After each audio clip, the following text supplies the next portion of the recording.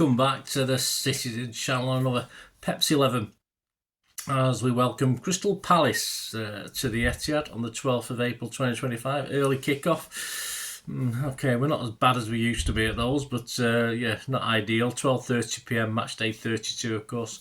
I'm recording this on the 8th of April 2025, so all facts as far as injuries, etc., as far as I know, are correct as at that date. So we'll check out Glasnow's Eagles, how they're doing so far. They're in a bit of a purple patch at the moment, which isn't good news for us.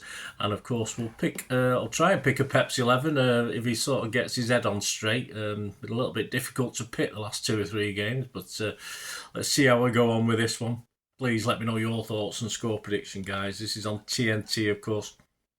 Just a quick word before we do that, lots of new subscribers, just a quick shout out for the podcast I do with Mike Long from South Korea, originally from Northern Ireland, chat all things City, of course. The podcast itself, one of the oldest knocking around, in its 7th year now, and it features such guys as Walter Smith, Colin Savage, Ray from Man City Fan TV, just me and Mike at the moment, but we chat all things City. We have a look at a game or two at a time and talk about the future and history as well. So come and join us, try and have a bit of laugh on it as well, a bit of fun. So check out on your podcast station, Spotify, Apple, SoundCloud, I'm sure others as well. So give it a listen, give it a subscribe. That'll be absolutely fantastic. Yeah, Palace's recent form was pretty good. They got beat in the middle of February by Everton at home, but since then they beat Fulham away.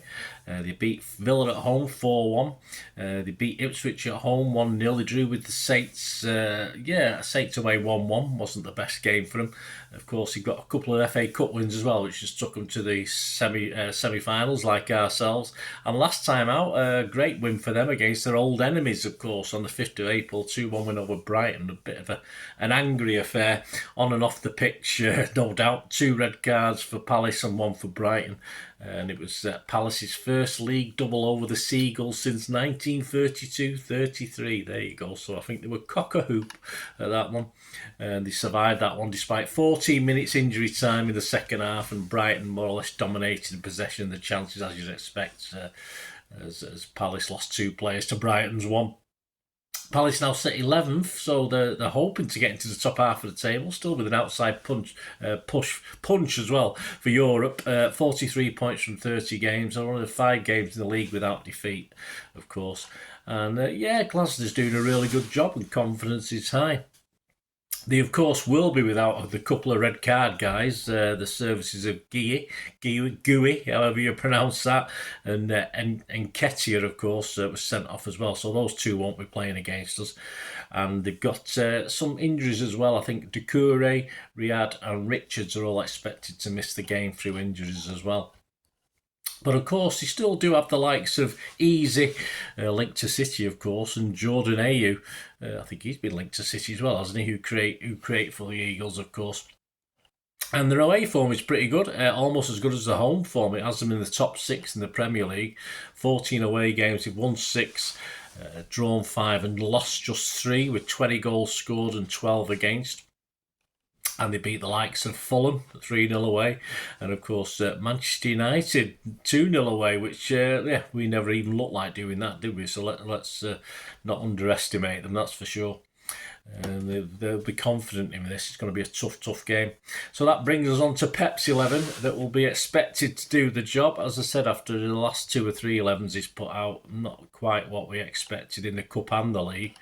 So I'll look back first. They've got a pretty good record at the Etihad over the last 6 seasons. They've got 2 wins, 2 draws, and just a couple of defeats. We've scored 14 to their 11. Of course, the last 6 at the Etihad, we lost 3-2, we drew 2-2, we won 4-0, we lost 2-0, we won 4-2, and of course last season was a disappointing 2-2 draw. As far as now, our team squad against United: Ederson, Núñez, Diaz, Gvardiol, O'Reilly, Gundo, Kovacic, De Bruyne, Bernardo, Foden and Marmoush. Many City fans were a bit puzzled by that 11, let's be fair about it. I've not heard anyone say it was the correct 11 to play, but Pep's got his reasons, of course, yes.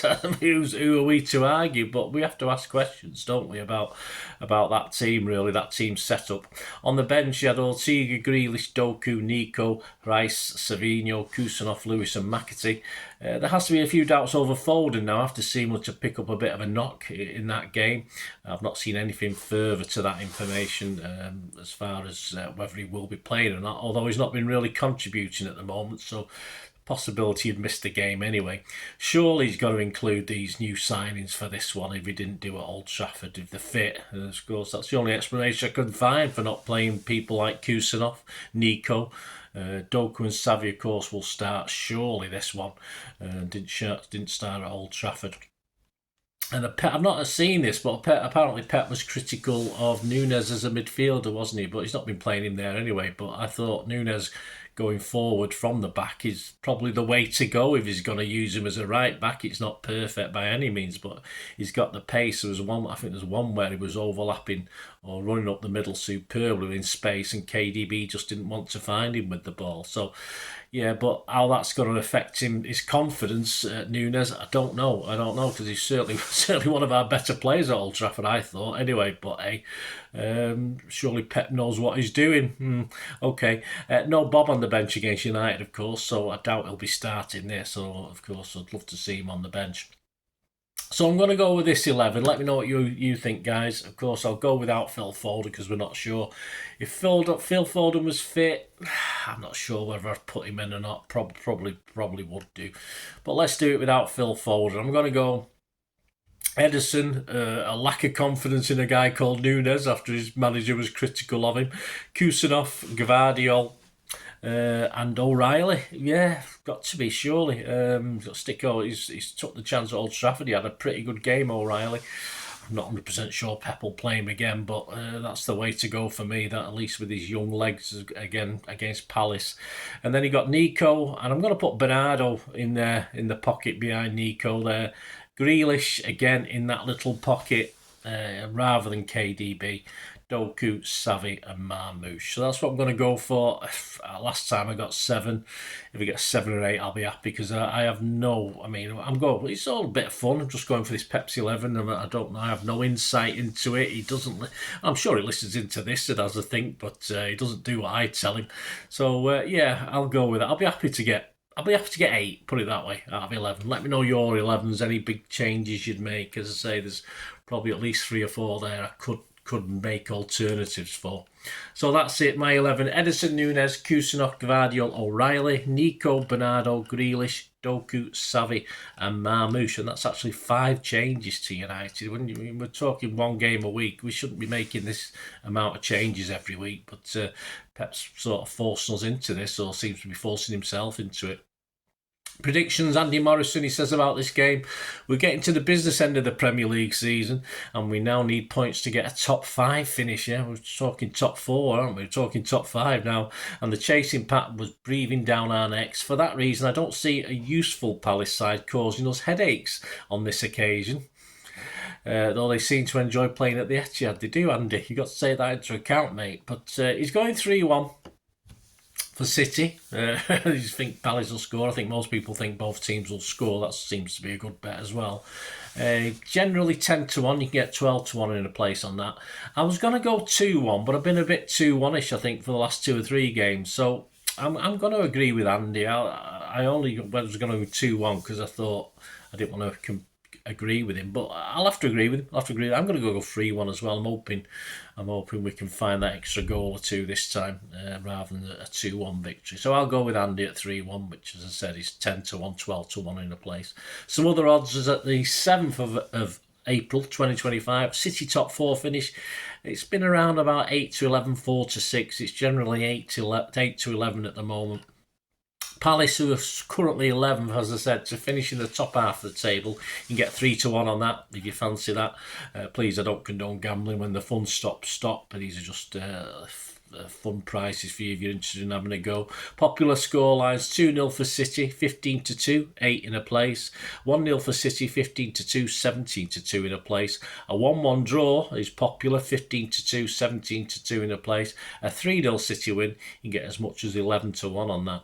And as far as the match odds are concerned, City not long odds on favourites, which is par for the course the way we're playing at the moment. We're only 1-2 on for this one.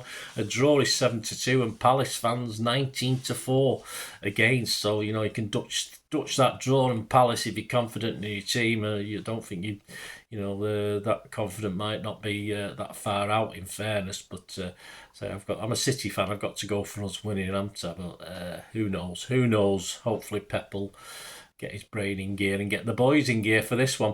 Next up, of course, player ratings. It's an early kick-off. I should be home for about 4:30, so I'll get the player ratings out Saturday night for this one.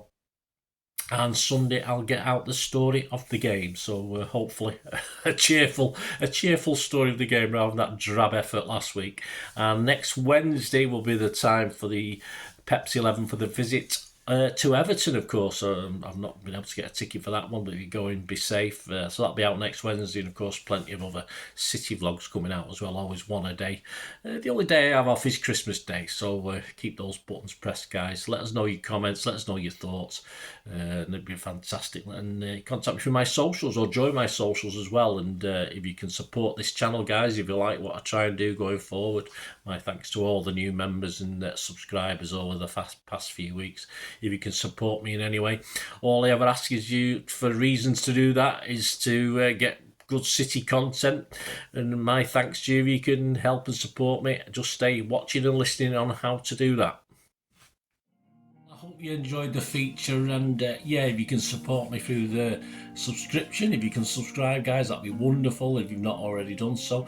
We do actually have memberships at the moment, just 99p a month, so you get access to all my City stuff, including all the history vlogs, dozens and dozens not been published yet that you get immediate access to, and every time I do a edit and do a vlog, you get immediate access to it as well. So you can have a copy of scripts as well if you want any hard copy of the sort of things I do on matches and teams and managers and players, etc, etc. So if you can join the membership, that'd be wonderful. We do fine. And if you want to support the channel just by watching the ads, that helps. Watch the ads, let them play through while you just have to check your phone or something, let it play out. And of course, if you follow any of the links, that always works as well. If you follow a link to one of the ads and you fancy something, I've done it myself. I've followed a link and actually purchased something from another organisation. But it can happen. It can happen. Not all ads are stuff you're not interested in. And of course, if you can give us a like, guys, that's be absolutely fantastic. All likes are much appreciated. Anyway, thanks for watching. Until the next time, of course, I only ever ask one thing, don't I? Please, I ask you all to stay safe, especially you Blues. Until the next time, come on, City. Bye for now.